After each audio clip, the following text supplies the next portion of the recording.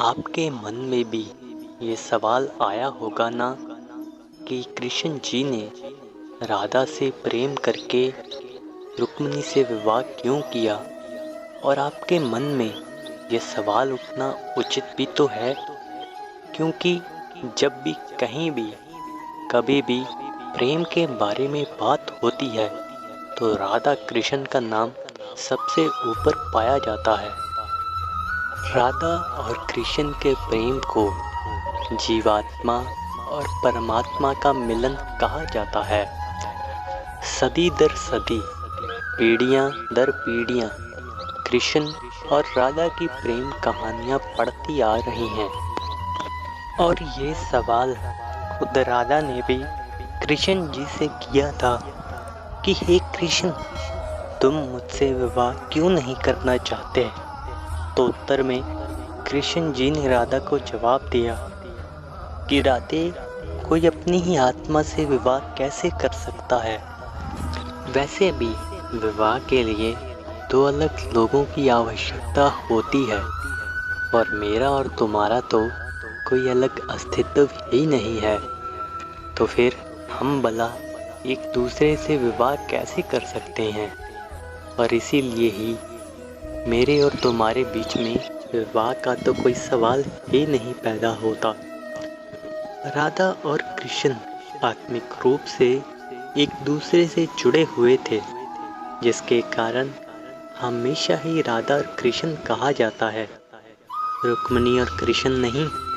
रुक्मिणी ने भी कृष्ण को पाने के लिए क्या कुछ नहीं किया, वो अपने भाई के खिलाफ चली गई। रुक्मिणी भी कृष्ण को राधा की तरह ही प्रेम करती थी। रुक्मिणी ने कृष्ण जी को एक प्रेम पत्र लिखा था कि वह स्वयं आकर मुझे अपने साथ ले चलें।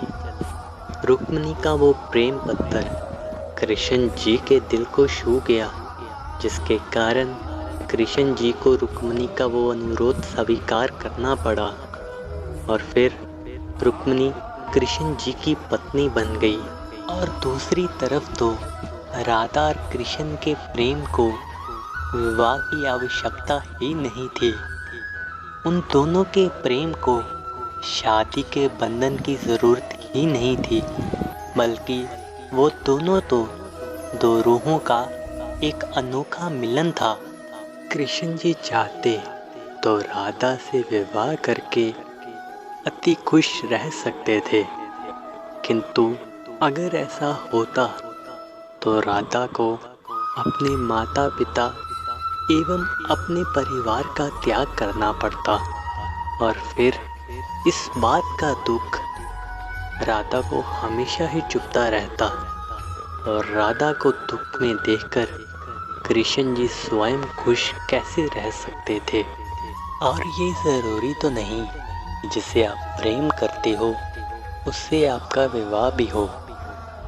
जिस व्यक्ति से आप प्रेम करते हैं उसे हमेशा ही सुख में देखना अपने आप में ही प्रेम करने का एक मार्ग है।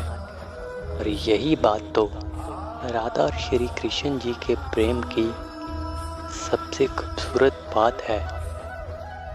और इस आशा के साथ हम आपको मिलेंगे अपनी अगली वीडियो में, जो आपके जीवन में सकारात्मक ऊर्जा को भर देगी और आपके जीवन को एक नया मार्ग देगी। तब तक के लिए सुनते रहिए इंस्पायर्ड बाय मी।